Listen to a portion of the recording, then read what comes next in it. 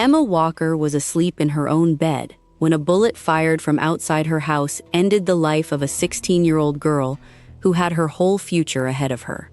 It was November of 2016. Emma was a cheerleader, an honor student, a girl who wanted to become a neonatal nurse, someone who dreamed of holding the smallest, most fragile lives in her hands and giving them a fighting chance. She never got the chance to become that person, because 2 weeks after she ended a relationship that had grown controlling and volatile, the boy she broke up with stood outside her bedroom window in the middle of the night and pulled the trigger. This is the story of Emma Walker, a story about red flags nobody wanted to believe were real, about a killer who thought he could talk his way out of it, and about 2 of his own friends who agreed to wear a wire to bring him down. I'm Olivia, and this is Crime Continent.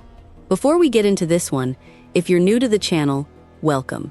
Every week here on Crime Continent, we take one case and we go deep. Not headlines, not sound bites, the actual paper trail, the actual testimony, the actual people this happened to. If that's the kind of true crime storytelling you're here for, do me a favor and hit subscribe before we start, because this case, the Emma Walker case, is one that Knoxville, Tennessee still hasn't forgotten almost a decade later. Let's start at the beginning.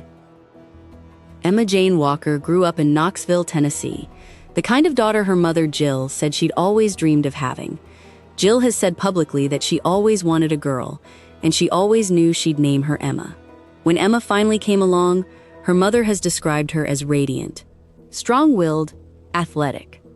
As a freshman at Central High School, Emma made the cheerleading squad, and it was through cheer and through the social world that came with it that she met an upperclassman, a football player 2 years ahead of her, named William Riley Gaul. Everyone just called him Riley. They started dating when Emma was a freshman and Riley was a junior. And for a while, by her mother's own account, things looked healthy, normal even. 2 teenagers in a small-town relationship, going to games, going to parties, doing what teenagers do. But somewhere along the way, and this is a pattern you're going to hear a lot on this channel, that relationship started to change shape. Emma's friends and family began to notice something. Riley was becoming controlling, not in one dramatic, obvious moment, but in the slow, creeping way that so many abusive relationships develop. The kind of way that's almost impossible to spot from the inside and painfully obvious from the outside. Emma's parents noticed it too, and they did something a lot of parents don't have the courage to do. They stepped in. At one point, they stopped allowing Riley to see their daughter at all. Ask yourself this: how many warning signs have to show up before a relationship like this gets taken seriously? For the Walkers, it took watching their daughter's personality shift under the weight of a boyfriend who wanted to control where she went and who she talked to. By the fall of 2016, Emma made her decision. She was a junior in high school by then. Riley had graduated and moved on to play football at Maryville College, and Emma ended the relationship permanently this time. Her mother later said Emma seemed to feel the weight lift off her shoulders. She started spending more time with her family again. She reconnected with friends. She seemed happy. Riley Gaul did not take it well. On the night of November 18, 2016, just weeks after the breakup, Emma was at a party at a friend's house. Around 11:30 at night, she got a text from a number she didn't recognize. The message told her to go outside to her car, alone, with her keys. It said whoever was sending it had someone she loved, and if she didn't comply, they'd hurt them. Now, put yourself in Emma's position for a second. You're 17 years old. You just got a threatening, anonymous text implying someone you love is in danger. What do? Emma didn't go alone. She grabbed a group of friends, and they went outside together. And there, lying face down in a ditch, was Riley Gaul. He told them he'd been kidnapped, that he couldn't remember what happened because whoever took him had hit him in the head. It was disorienting, dramatic, and, to Emma, completely unbelievable.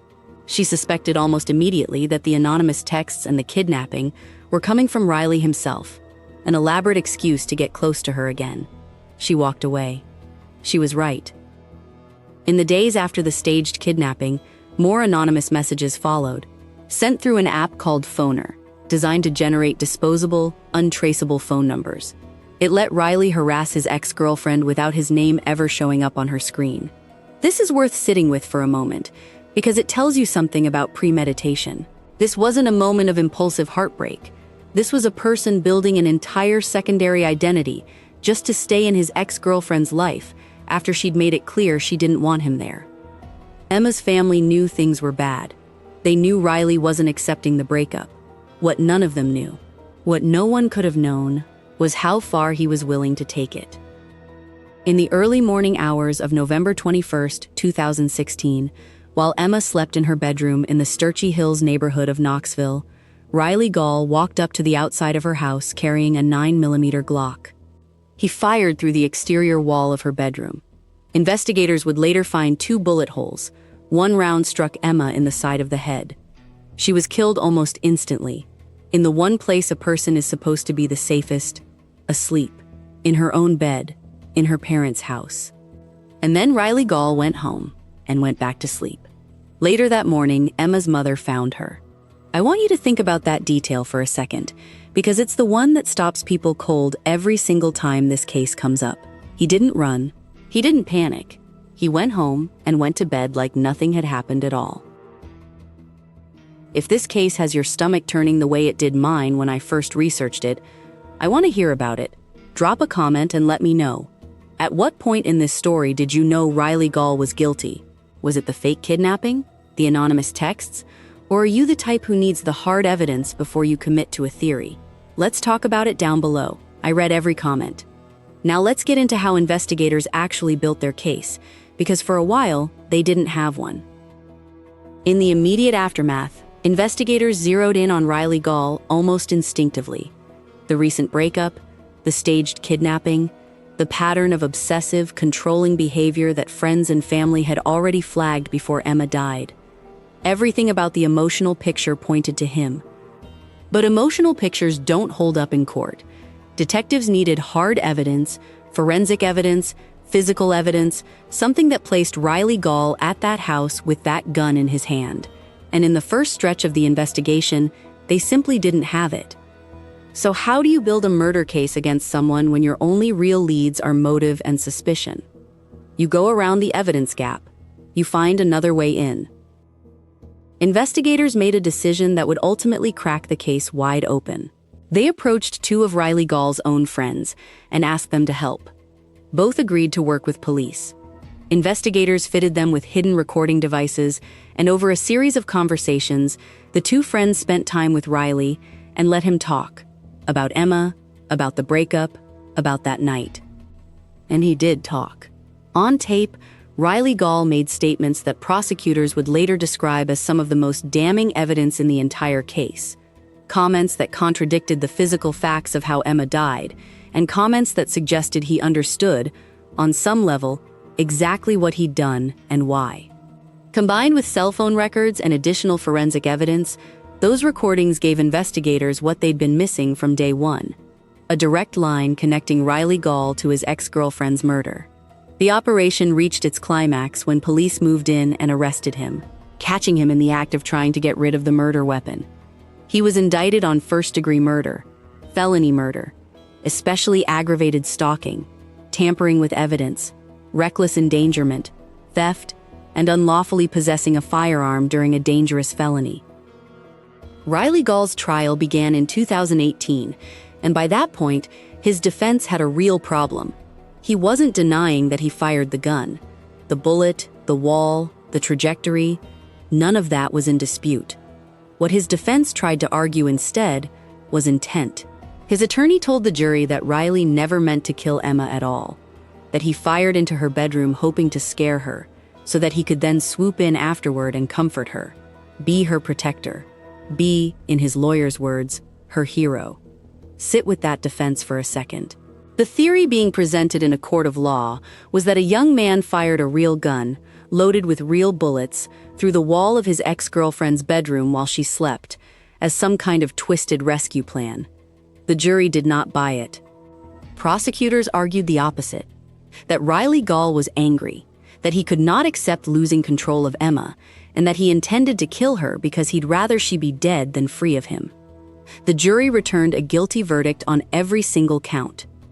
Witnesses in the courtroom described audible gasps when the verdict was read. Knox County's district attorney told reporters outside the courthouse that the day was about justice for Emma Walker and for her family. Under Tennessee law, a first-degree murder conviction like this one carries a mandatory sentence, life in prison, with the possibility of parole only after serving 51 years. Riley Gaul was 19 years old at the time of his conviction. Barring an extraordinary reversal, he will be an old man, if he's alive at all, before he's ever eligible to walk free. He was later denied a new trial on appeal. As of recent reporting, he remains incarcerated in a Tennessee correctional facility. So what do you do with a story like this once the trial is over and the cameras go home? If you're Jill Walker, Emma's mother, you turn your grief into something that might save someone else's daughter. In the years since Emma's death, Jill has spoken publicly, again and again, about the warning signs of teen dating violence. The exact signs she watched her own daughter live through: a controlling boyfriend, isolation from friends, a family that saw it happening and still couldn't stop what came next. Emma is remembered today in ways that outlast the headlines.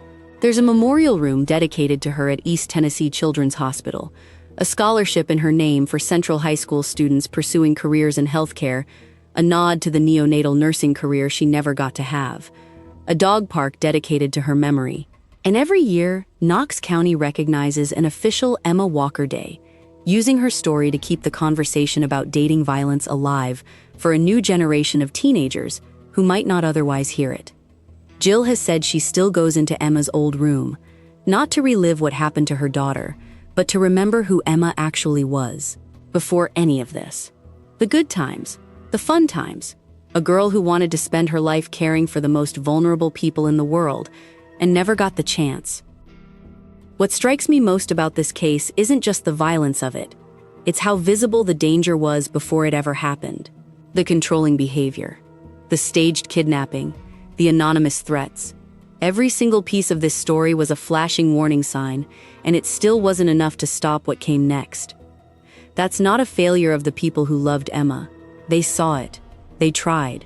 Sometimes, that's simply not enough. And that's the hardest truth this case leaves behind. That's the story of Emma Walker, a 16-year-old girl who did everything right, who trusted her instincts, who walked away from a relationship that scared her, and who was killed anyway.